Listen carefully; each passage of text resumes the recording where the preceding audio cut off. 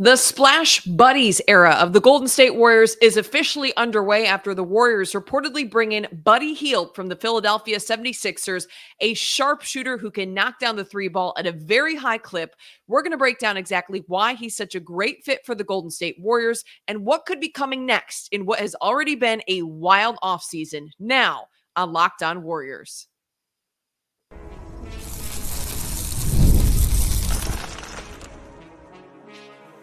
You are Locked On Warriors, your daily Golden State Warriors podcast. Part of the Locked On Podcast Network, your team every day. What up, everybody? Thanks for making Locked On Warriors your first listen every day. We're free and available wherever you get podcasts and on YouTube, part of the Locked On Podcast Network, your team every day. Today's episode is brought to you by Gametime. Download the Gametime app, create an account, and use the code LOCKEDONNBA for $20 off your first purchase. Terms do apply. Thanks so much for being here. I am your host, Kylen Mills, a play-by-play broadcaster and host for the Big Ten Network, NBC Sports Bay Area, and several other outlets. Alongside me today is the great Chuck Walter, formerly of KPIX in San Francisco, 95.7 The Game, and other outlets as well. Very excited to be talking about a big move for the Golden State Warriors on this 4th of July. They bring in a sharpshooter, Buddy Hield. No, you cannot replace Klay Thompson, but this might be the closest you can get to bringing in someone who can shoot the three ball at the same level. An analysis of what Hield brings to the table, how he might fit in with the Warriors, and then what could the next move be? I know we've talked at length about Lauri Markkanen, but who realistically could be shipped out for the Dubs, and what could the next days or weeks look like? We break all it down. Chuck, 4th of July doesn't mean there's a holiday in the sports world. This move, we heard about it a day or two ago, but now that it's officially happened, I don't know about you, but I am excited. The fireworks are going off in the neighborhood still. They're not going to stop until about 4 o'clock in the morning. Keeps getting later every year. The fireworks keep getting more and more wild. I'm like, these things aren't even legal. Where are you getting these things? But again, Kylen, we're not going to call the cops, not those kinds of people. I'm not going to call the cops on the Warriors going after Buddy Hield, but I'm not sold. Like you seem very excited out of the gate. I'm going with a little pessimistic approach. I think the idea of Buddy Hield is better than Buddy Hield, if that makes a little bit of sense. Let me explain here. Let's go with some pros. Obviously, incredible shooter. He's a second unit scoring punch because he's not going to be playing on the floor often with Steph Curry. I think just defensively, I don't think you can have those guys on the floor at the same time. But when Curry's on the bench, he's definitely a nice person that comes in and gives them some veteran presence. Another thing, believes the Warriors can win. He did choose them over the Lakers. Actually said that was the main reason, telling Steve Kerr he went with the Warriors over the Lakers because he wanted to be on a team that could contend, and he believes the Warriors can do that. So you combine those two things, I should say, to the team, and you're signing someone that's healthy. That's massive, especially with some of the players the Warriors have already landed that are a little bit more injury prone. So they're getting a player that's missed less than 5 games his entire NBA career. I know. That's starting in 2016. I love to 2016. I love to hear it. But can I get to the cons? Can I get to the cons? Talking about Jimmy Butler, after talking about Zach LaVine, all of these guys who miss time and miss time and miss time, durability is a welcome change. Well, let's get to the cons, because leading right into this is the fact that he says he wants to play on a winning team like the Warriors. There's one issue. Buddy Hield's never won anything. I know he got to the Final Four at Oklahoma, has made the playoffs once, 4 career playoff games for Buddy Hield. Let's look at the statistics for him in the playoffs last year with the Sixers. 5.5 points, a rebound, and a half an assist in 4 career playoff games. He's never won. I don't love it, Kylen, but he fills a role, and that is he can shoot really, really well.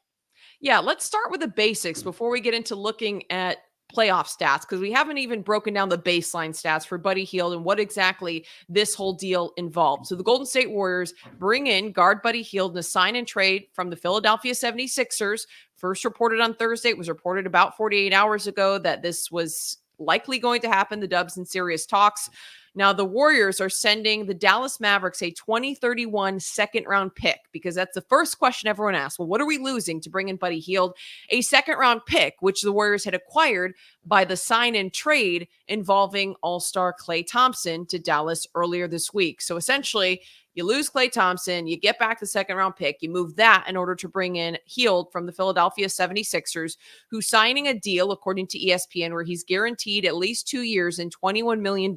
So good bang for your buck as well for a Warriors team that is very, very tight in terms of the salary cap situation.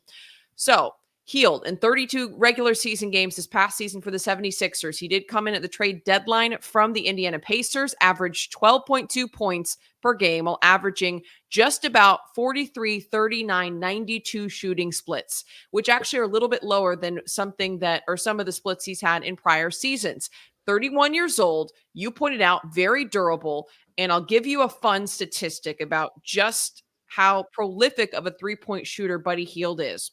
In all of NBA history, there have been 22 individual seasons in which a player made at least 270 three-pointers. 9 of those 22 seasons belong to Steph Curry. No surprise. 2 belong to Klay Thompson.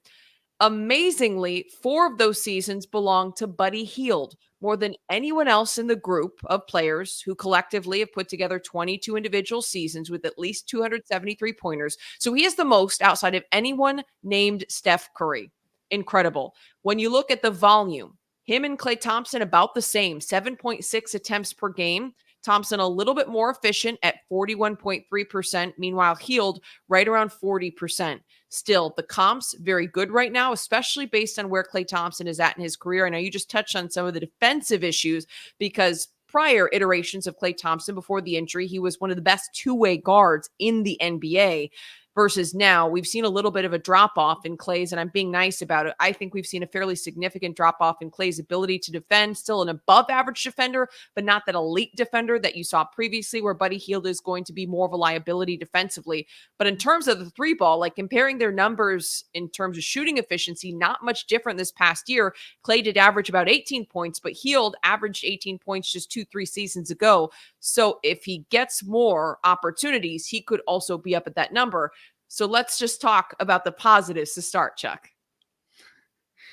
Okay. I mean, there are a lot of positives with Buddy Hield. I mean, at the end of the day, you got to bring someone in that has a role as he's a shooter. In the sport of basketball, you can never have enough shooters. But you mentioned like he mimics what Klay Thompson does. It's time to move on. Like we don't need someone to come in and replace Klay Thompson. They just need the best possible basketball players. And Buddy Hield has not won at a high level. He was an afterthought last year for the Sixers come playoff time. I just mentioned the numbers, 5.5 points. That's, in his 4 career playoff games, did actually have a good 4th career playoff game last year for the Sixers. But I mean, he's a volume shooter, hit 1,322 threes in the last 5 seasons. That's the most in the NBA over Steph Curry's 1,264. Obviously, Curry missed a lot of games in there, full season. So it's a little bit different. But yeah, I mean, Buddy Hield definitely fills a void for the Warriors in that sense. But I'm not like fired up about it. He's a nice add to the bench. I don't think he's starting. I don't think he's getting more than 18 minutes a game the way the roster is currently constructed. Now, if Peyton or Wiggins moves out, maybe some PT opens up. 18 minutes per game? Yeah, he averaged 25 last year. I think 15 to 18. What about you? I think that's insane. I think Buddy Hield is going to be a key piece of the bench. He should be one of the guys who's leading the bench in minutes. I expect 20 plus. I expect closer to 25 minutes per night. Yes, I do think you have to be careful in terms of spacing out and regulating his minutes alongside Steph Curry because of the defensive concerns. But still, there should be plenty of opportunities. You're looking at a prolific three-point shooter who can space the floor, and that's exactly what the Warriors need. You don't need someone to come in and beat Klay Thompson, but you need someone to come in and help space the floor and spread defenses out, whether it's starting, whether it's coming off the bench. And let's face it, Klay Thompson's role was supposed to be coming off the bench. You move one of the greatest shooters of all time.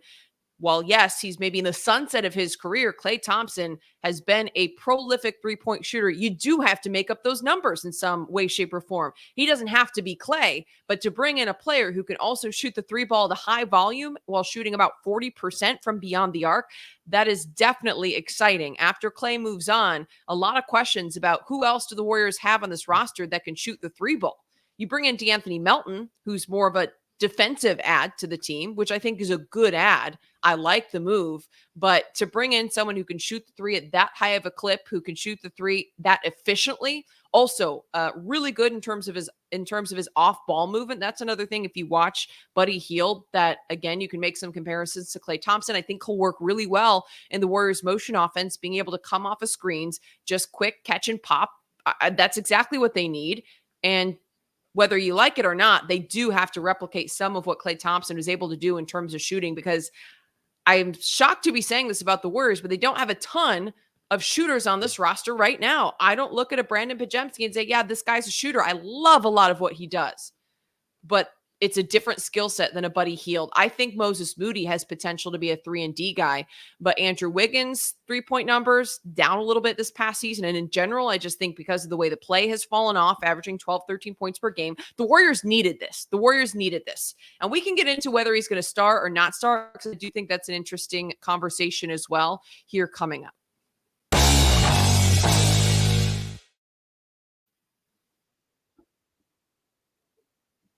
Passion, drive, and patience, the formula for winning championships, is also what keeps your ride or die alive. eBay Motors has everything you need to maintain your vehicle and level it up to peak performance. Superchargers, roof racks, exhaust kits, LED headlights, and more. Whether you're into speed, power, or style, eBay Motors has you covered. With over 122 million parts for your number one ride or die, you'll always find exactly what you're looking for. And with eBay Guaranteed Fit, your part is guaranteed to fit your ride every time, guaranteed, or your money back. Because with eBay Motors, you're burning rubber, not cash. With all the parts you need at the prices you want, it's easy to make your car the MVP and to bring home huge wins. Keep your ride or die alive at ebaymotors.com. Eligible items only. Exclusions apply. eBay Guaranteed Fit only available to U.S. customers.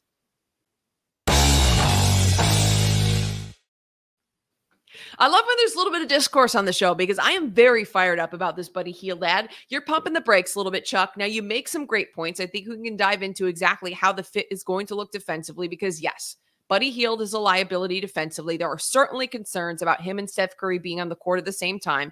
And then you also do make a really good point about the fact that he doesn't have experience in meaningful playoff games. And you look at another player the Warriors are still aggressively targeting, according to everything that I'm told, and that's Utah Jazz big Lauri Markkanen, also a player who doesn't have extensive experience, or any experience rather, in the playoffs, and comes from a couple of, I hate to say trash organizations, because I was born and raised in the Chicago area. So I hate to say trash organizations, because Markkanen played with the Bulls for several years before moving on to the Jazz, but organizations that were nowhere near being playoff contenders or serious teams. So there is something to be said for two unproven pieces when it comes down to crunch time. But then you look at a Klay Thompson who just went 0-10 in an elimination play-in game against the Sacramento Kings. So it's not something the Warriors already had on the roster that they give up, because to me, I don't know that Klay Thompson is the clutch player he was prior to injury. So I'm okay with it. I actually agree with you. And it's something that Monty Poole of NBC Sports Bay Area said as well in some of his reports that were out there today, is that he expects Buddy Hield to come in off the bench, which I think is interesting. So who's starting at the 2 guard? I know this has been a discussion we've had on here extensively. Are you starting DeAnthony Melton? Are you starting Brandon Pajemski? Are you starting Moses Moody? I mean, any of the three before you're starting Buddy Hield at the 2. I mean, don't make me out to be a hater. I think Buddy Hield is an addition. You're doing it to yourself. No, I mean, he as an addition is nice. Like, you're not going to complain about someone at the very least that can, knock down his free throws at the end of a game. You can throw him in there for technical shots. And I mean, he's a really good shooter. I'm just saying, like, the 15 to 18, it could be more like 20 flat or something. But the Warriors you're talking about how you want Moses Moody to get minutes, and Brandon Pajemski's potentially going to start. And you bring in Melton, who's going to get minutes if he's healthy, and all the different bodies that you have now. Maybe Kuminga slides into the 3 because you have Anderson. You also have Draymond Green at the 4, and you're talking about all these different positions. Unless there's Wiggins, unless there's some sort of a trade, how are you getting Buddy Hield 25 minutes a game? I know he received it last year for Philadelphia and Indiana. He was getting those types of minutes, and those teams were, quite frankly, better than the Warriors. So maybe I am the idiot here. However, you specifically want Moses Moody to get some minutes, and you specifically, or me specifically, want Podziemski and Melton to get some minutes. I just don't see where Buddy Hield is someone that you run out there for 25 minutes a night. I could be completely wrong. That's the beautiful thing. On the 4th of July, we can all have opinions. This Warriors roster is very guard heavy. There's no question about that. I expect some pieces to move because, let's be honest, the Warriors are targeting Lauri Markkanen. They are aggressively making moves and trying to pursue him and figure out a way to bring him in some kind of 3-team trade or some type of deal from the Utah Jazz. And if they do that, there's going to be pieces moving on the way out. Who are they shopping around? That's a big question. Gary Payton II is someone in the backcourt whose name has come up about, hey, can we get him off the books? Andrew Wiggins, reportedly, actually, the last thing I read was that he is not in the conversations for this Utah Jazz possible acquisition or, again, targeting or the pursuit of Lauri Markkanen. Moses Moody is someone who's been up for the discussion. Brandon Podziemski's reportedly been up for discussion. One of the big sticking points, and this was reported in the Paul George potential trade deal that fell through, was that the Warriors didn't want to move Jonathan Kuminga. But you're looking at a Moody or Podziemski possibly being on the way out if a Lauri Markkanen is on the way in. And I love both of them. I don't want to see either of them go, but I do think this is a very crowded backcourt and they need front court depth. And a piece like a Lauri Markkanen, to me, fits in perfectly. This is going to be a guy who can play the 4 or 5. He has played the 5 for the Jazz, even though I think because of his floor spacing ability, not necessarily a great interior defender. You don't think of him as a traditional 5. He can do it. But still, you're talking about a 7-foot dude who can knock down the 3 ball with a lot of efficiency and also pretty versatile in terms of being able to handle on the perimeter. Not the best dribbling skills, I should say, handling on the perimeter, but he can attack on the bounce when he's closed out. I love the possibility of him coming to the Dubs because I do think that front court depth is a big issue. Needing to get bigger is a big issue. And I did like Quentin Post drafting a young center, 7-footer, but at the end of the day, he's a rookie. You need to bring in a depth piece in the front court, and bringing in an all-star like a Lauri Markkanen, I think would be a great move. But then you expect to see some of those backcourt pieces on the go, which is something we had planned on talking about anyway, but who's gone next? To me, and everything that I've heard, I've talked to a lot of different reporters and people who cover different teams around the league, and everyone likes Moses Moody. I think it's really interesting talking to media members who cover other teams extensively, beat writers, things like that. Everyone's like, I love Moses Moody. I love Trace Jackson Davis, like Brandon Podziemski as well. But it's funny how much other teams, media members, fans like see what Moses Moody can do and really like Moses Moody. Now, can we get Steve Kerr to see that? But I think he's very attractive in terms of other teams who they might be looking to pull outside of Jonathan Kuminga. So I wouldn't be surprised if we see him go, unfortunately. Latest report, it came out just a little bit ago that the Jazz are unlikely to trade Markkanen. So I don't think that is going to happen. Why you got to rain on my parade like that? Unfortunately, I don't think that is going to happen, but it's not too late. And there are other fish in the sea that, could become available before this thing's all said and done that the Warriors could potentially go after. But look, it would have taken them Jonathan Kuminga, it sounds like, to get Paul George. It would have taken them Jonathan Kuminga to get Lauri Markkanen. And I think that at this point, the Warriors really like Jonathan Kuminga. I think if they didn't like him and they weren't 1,000% sold on him, he'd be gone. They've had every opportunity, it seems like, to ship him out. I think other teams really like Kuminga, and they like Moody too, and they should like Podziemski. I think the Warriors do have some nice young players, and Markkanen would be an unbelievable ad. I just don't see how you do it. It's the old transition of power with the San Antonio Spurs. They were able to keep that dynasty rolling. And then even when Duncan left, they still had 60-win teams because they weren't trading away all their draft picks. And then as soon as they started trading away and bringing in DeRozan and signing the big contract with Aldridge and all that stuff, you saw what happened. They haven't made the playoffs in 7 years. So that's the one thing that would scare me if you do go after a massive fish, instead of just riding some of these young guys and getting better by adding role players, shooters like Buddy Hield, athletic point guards athletic combo guards that can defend like a Melton, maybe a sleeper like a Lindy Waters or a Quentin Post. And you go from there. But in terms of moving someone, I think Andrew Wiggins is the most likely source, but it does seem like the smoke has died down a little on him potentially being traded. But there's a long offseason to go. That there is. Brandon Ingram's another name that it's been brought up on this show and is another name still floating around that the Warriors could pursue. But I just would love to see them add more size. And not that Brandon Ingram's small, but I think they need to add a true center or a true power forward in order to make this a competitive roster. You look at teams around the league with elite bigs that are getting to the Western Conference Final, the Eastern Conference Finals. Looking at this front court, does this Warriors team really have enough? Trace. You've got Kevon Looney, Trace Jackson Davis, Draymond Green, and then, Jonathan Kuminga at the 4. Some people argue whether he's a 3, he's a 4, whatever. And now you have a rookie in Quentin Post, but I don't want to put that kind of pressure on a late second round pick to assume that he's going to be this big impact player. And I said something that actually a number of people called me on. You do every once in a while see a Derek Lively who pops up there, but I still think this Warriors team needs to add size. We just talked about it. The backcourt is so crowded. There aren't going to be enough minutes to go around, which breaks my heart because I think Moses Moody has deserved more. Brandon Podziemski got his fill for whatever reason. Steve Kerr loved him. I don't understand what the deal is with Moody and why he gets DNP'd left and right after playing great, plays great, DNP'd again. I don't get it. But I would really, really love to see the Warriors bring in the big. I think that's the bottom line for me at this point. For this team to be contenders, I still think they need that consistent secondary score. I still think they need size. That's where I'm at. Yeah, I like Trace Jackson Davis for sure. I mean, shooting 70% from the floor last year in 16 minutes a game. I would imagine those minutes are going to be up above 20. Post to me, I feel like he's more of a 4. And I know that he's projected to be a center in the NBA, but just based on the way that he plays and the way that he can put the ball on the deck, he seems like a face-up guy to me, that can maybe guard a 5 defensively, but offensively, he seems like more of a 4 that's going to hover around the perimeter and fire up a lot of threes.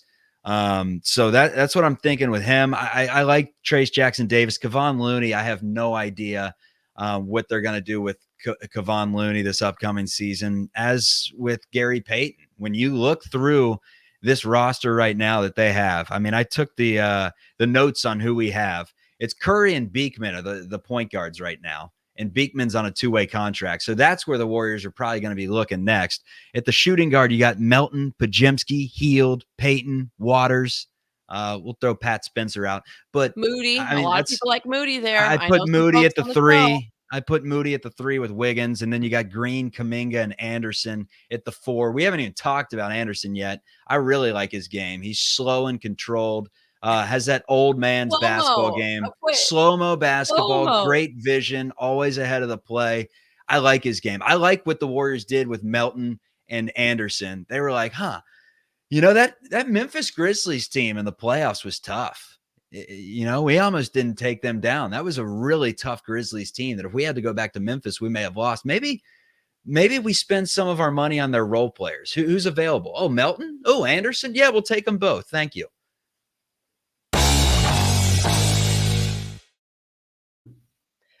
I don't think any of these moves have been bad moves.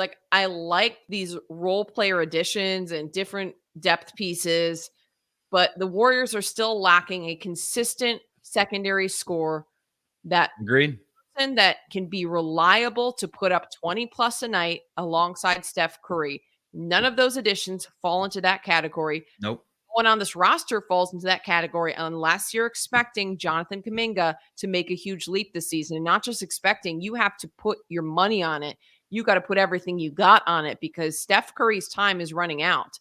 I'm really hoping another big move is coming, whether it's Lauri Markkanen, whether it's someone else. I mean, Brandon Ingram at least does have some size. He's 6'8", I believe, 6'8", 200. So you're talking about, maybe a 3-and-D piece, but still, at least he's not a small backcourt player. I would love to see the Warriors, though, bring in a true power forward or a center. That's why I liked Lauri Markkanen so much. Even though he's not a true center, he is a 7-foot floor spacer and has a very unique skill set. And at the end of the day, still does add some height and verticality for this Warriors team. Even if he's not a great shot blocker, it's just a presence. It's just something. And he honestly is pretty electric when it comes to finishing around the rim. So that's why I was very excited about it. I don't know where did you see that report, by the way, that he isn't going to be traded? Because I literally just read on NBC Sports today that there are a number of different basically reports that are out there, and that there are a number of different executives who think different things. Some people think it's going to happen, some don't, but that's unfortunate. Yeah, it went down. I mean, obviously nothing's official, but it's just unlikely. NBC Sports Bay Area keeps updating it to get on people's feeds. So I don't know when exactly they went with it. It's just a report, A, and B, it's unlikely. It's not we're 1000% keeping Markkanen. And look, Kylen, I'd love to have a big two. I'd love to have $3 million. I'd love to have lots of things. Unfortunately, I don't know how the Warriors are going to go out there and get a dominant five that can, be the number 2 scorer. I mean, it's wishful thinking at this point. I think you got to retool the roster the only way you can. Now, if there was an opportunity to get said big and it was just a Kuminga swap, maybe we're talking a different story. Maybe even you throw Moses Moody in there. Maybe it's a different story, but draft picks are involved, and that's where it gets a little dicey for me, really putting the future on the line. I found the report that you're referring to, and folks, I want to add some context here. So NBC Sports did just put out this updated report a couple hours ago about the Lauri Markkanen sweepstakes. Well, yes, it's been reported across multiple outlets that both the Kings and Golden State have been aggressors in terms of trying to make a trade happen. The Utah Jazz are 10%, or there is a 10% chance that the Jazz are going to move him. That's according to Yahoo Sports' Jake Fisher. Yahoo Sports' Jake Fisher, bless his heart, nothing against the guy, but he got a number of things wrong on draft night. And if you have questions about that, go ahead and look it up. Like straight up, I can't remember. There were a couple of specific players where his quote tweets were absolutely hysterical. He was getting eaten up. Like literally, like so-and-so. I don't even think I can read them or say them out in the show because there were cuss words in it, but literally got multiple reports flat out wrong. And he was literally just like, shoot, sorry guys, got that wrong, bungled it. I don't know how much stock I'm willing to put into that, but is it likely? Is it not? That has been something that's been up for debate. The Jazz have said outwardly, openly that they do want to keep Lauri Markkanen, but I also think for Utah, it would be stupid if other teams are willing to throw the kitchen sink at you. You could get a number of building block pieces when you're an organization that's not 1 or 2 pieces away, but a multitude of pieces away from being serious contenders. Like, why not make the most of that? Whereas Lauri Markkanen is a free agent in 1 year. So this is the last year of his deal for folks who are unfamiliar. And if he walks, you get nothing. So for the Jazz, I think it makes sense. It depends on the price. And if the Jazz desperately want to move him at any point this offseason and the price goes down, sure. But if they're asking for the same thing that the Clips were asking for Paul George, no, thank you. At the end of the day, I'll roll the dice, and I trust Dunleavy. I trust Mike, and I trust Joe to go out there and do the right thing. Maybe blind faith with Mike. That's a lot of trust. Maybe blind faith. But so I will say the Hield move, these last couple moves, like, my tide is starting to turn in terms of the way that I'm looking at Mike Dunleavy Jr. I have questions about Joe Lacob. I have concerns based on some of the reports that came out regarding how he handled the Klay Thompson situation was icy and cold, distant in negotiations. It's like if you're a parent who has kids, you can't treat them all the same. That's the way he maybe treated negotiations with Draymond Green, but Draymond Green is Draymond Green. He is a businessman. He has thick skin. He knows the way it works. Klay Thompson is not the same as Draymond Green. Klay Thompson has long been someone who's sensitive. I'll never forget, he went up on the podium one day, was it 2 seasons ago, shortly after his return, and was like upset because Charles Barkley said he wasn't the same player he was before, which honestly is the truth. And, as someone in the Warriors beat, media fan, whatever, you don't want to admit Charles Barkley's wrong. I love the beef between Chuck and the Dubs fan base. But what he said wasn't necessarily untrue, and it really got to Klay. And I think that's just the kind of person he is. Like, he is sensitive. What people say about him, the way people feel about him, the way he's treated, it affects him, which I get. Like, everyone has different levels of how they internalize and deal with those types of things. And just for Joe Lacob to not recognize that. But to me, then I guess the bottom line is the Warriors really didn't want him back. Yeah. I still think it could have been handled differently. Like, I don't know exactly what the right way is. If the transparency. It's just transparency. It's just flat out telling them. I told Evan Giddings on the show this yesterday, Kylen. It's the sales method. When you're a salesperson, you just want someone to tell you, like, no, it's not happening. And in this situation, it was pushed back. It was, we'll get to it eventually. It was not saying anything to the point where Klay was just like, you know what, I'm leaving. And it doesn't have to be that way. But in business, it's always that way. And NBA is a business. I just think that Joe Lacob needs to trust the people that he hired to do the jobs that they were hired to do. There's been some reports over the years that he's an over-involved owner, and sometimes things can go awry when that comes into play. So I'm really trying to trust the front office. I'm hoping another big piece comes in. The Warriors, without another key player, and I'm not talking about a role player, like a big player. I don't want to go as far as to say an all-star, but again, just that reliable secondary scorer, this team isn't contenders. So I'll say one thing. Let's Kylen. all keep our fingers and toes crossed. In Mike Dunleavy, we trust that something is coming.